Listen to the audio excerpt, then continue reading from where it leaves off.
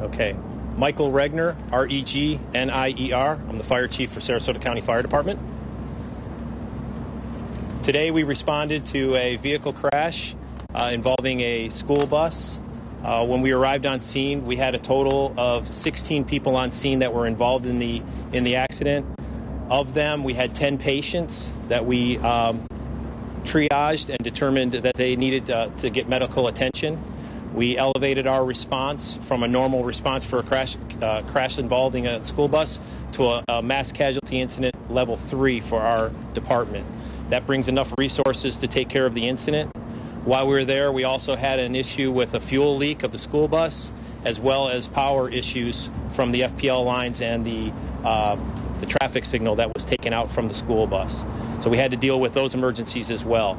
We triaged those patients and transported them. We had, like I said, a total of 10 patients.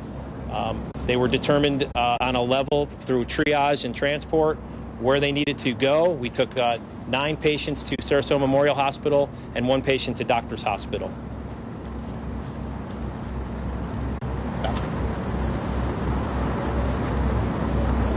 Dr. Ruben Holland, Medical Director, Sarasota Memorial Healthcare System, Emergency Departments. We accepted the 9 patients. One was required transport to All Children's Hospital. He was in stable condition. None of them had any surgical injuries that we could determine at this time. One has been discharged, and the remainder are being treated at this time. We immediately set up a family resource center to put the families, the school officials, and the patients together. And we actually had more physicians on staff than we had patients. We had 4 trauma surgeons, 5 emergency physicians, and 2 pediatricians on site. Tell us the level of injuries. All of the injuries were stable. None of them required any surgical intervention. Mostly cuts, bruises, soft tissue injuries. And doctor, can you spell your last name for us? Holland. And your first name? Ruben, R-E-U-B-E-N.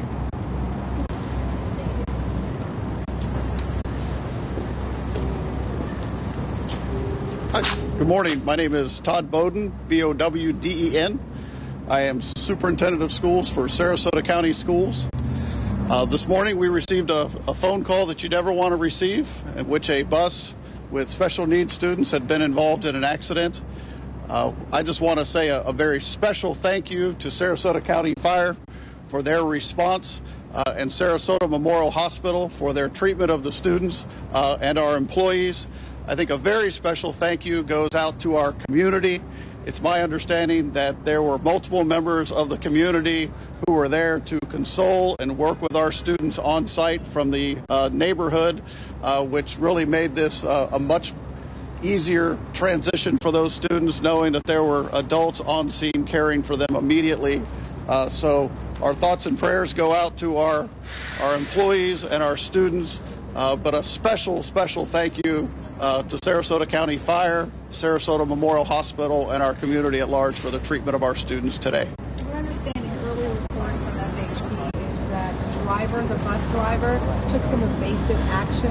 What are your thoughts about the reaction of that driver to try to prevent any more serious injuries? Well, we're still gathering details there, and so you may have some information that I don't have available at this point in time. We heard that there might be power out at 2 schools. We did temporarily lose power this morning at Sarasota Middle School and Ashton Elementary School, but power was restored. How were the children secured in the bus? There are varying protocols based on the needs of the individual students. This bus had a passenger load of 12. It also included an attendant, which is our protocol when transporting special needs. But each one of those students has a unique transportation plan that relates to their specific needs. What about the adults on the bus? How many adults were there and were they injured? There were a total of 2 adults on the bus. Matter of fact, they're husband and wife. The attendant is here at Sarasota Memorial Hospital, and the driver is at Doctors Hospital. Is the husband the driver or the wife? The husband is the driver, the wife was the attendant. Todd, could you give us, once again, if you haven't heard, the age group of the children, and also have all the parents been notified? All the parents have been notified. As a school district, we serve students through their 22nd birthday. So of the 7 students, 6 of them are under 18, 1 is over 18. At this point, I'm going to turn it over to our Public Information Officer, Scott Ferguson. Thank you. I just want to echo Dr. Bowden's thanks to the first responders and the medical staff here at SMH. Everyone sprang into action and dealt with this situation, which is always very difficult. And we also want to caution drivers. We don't know the extent, exactly what happened in this situation, but it's always important to be safe around school buses. We have a lot of distracted driving these days. People need to pay attention, and there's precious cargo on board on school buses, so they need to be very careful when driving. So, and again, I think the other folks who spoke before pretty much told the facts of the case. But if you have any questions, I'll take any questions you might have. So you said they did have seatbelts with them? Yes, there were seatbelts on the bus. I confirmed that. So every student had some type of seatbelt? There are seatbelts on the bus, yes, and I believe every student was using them. Again, as Dr. Bowden mentioned, there are different situations, transportation plans for students with special needs, so they may have had additional things that they use that were tools, resources for them as special needs students, but yes, every student had access to a seatbelt. Scott, I brought this up earlier too, maybe you know a little bit about this, but according to FHP, the bus driver took an evasive action, could have been evasive action if they were to. That's still being investigated, but if you heard that from FHP, I would say that's a good source.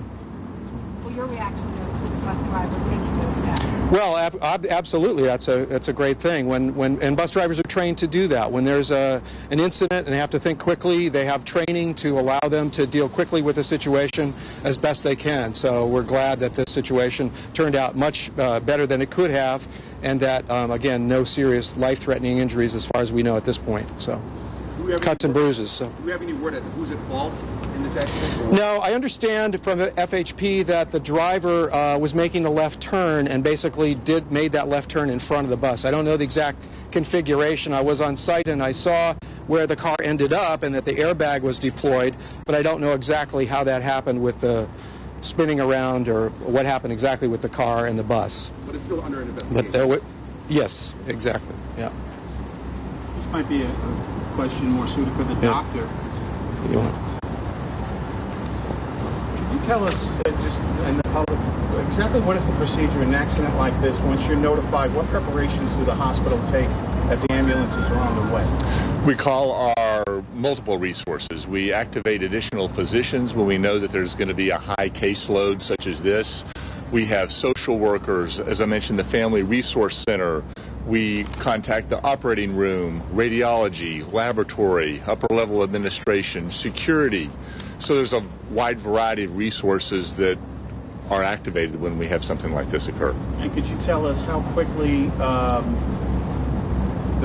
when you first received the call, the first ambulance is arriving with the kids, how quickly it got here and what you guys did initially when that first ambulance arrived? When we first got the telephone call to when the first arrival was approximately 10 to 12 minutes, and all the resources that I just mentioned had been contacted prior to arrival or were in the process or had been instituted by the time the first patient arrived. Similar question for Scott Ferguson. How were parents notified? How quickly were parents notified? Thank you. Edwina Oliver, who's the principal of Oak Park School, designated folks to call the parents of all the students that were on the bus, and we'll also do a robocall to all students, all parents of students at that school to let them know what happened, so that they're informed. They'll hear about a lot of it from the media, of course, because these things happen quickly in a situation like this, but we will be communicating with all parents directly at that school. Anybody else? I know the principal is here. Do you mind? Yes, Edwina Oliver, right here. Immediately upon me arriving at the scene of the accident, I notified the school to initiate calls to the parents before I knew anything that was going on, so that one, they would know that the accident had occurred, and two, to assure them that the kids were being treated and looked at, and that they were okay based on my visible signs of looking at the kids. Each kid was assessed at the scene prior to arriving here by the fire rescuers and the responders. They were great being on the scene, as well as the neighbors in the neighborhood that's near our school. They were right there when I arrived. There were about 9 of the neighbors out and about, and I was just given the names of the kids as I started to interact with the adults that were sitting with them.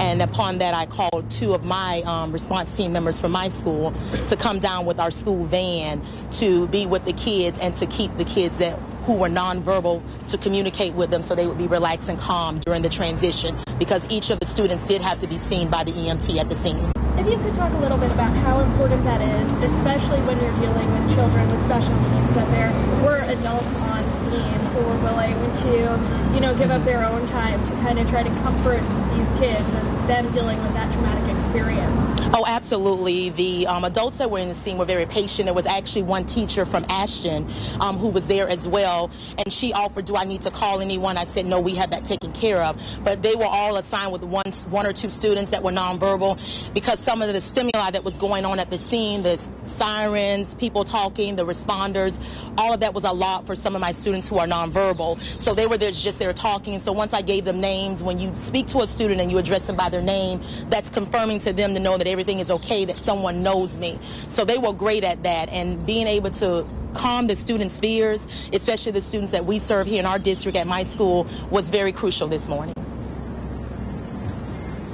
Will there be classes tomorrow? Yes, classes are resuming right now as we speak. Yes, sir. I don't know if this is a good question for Fire Chief, maybe Caitlin. What is traffic like on the scene right now?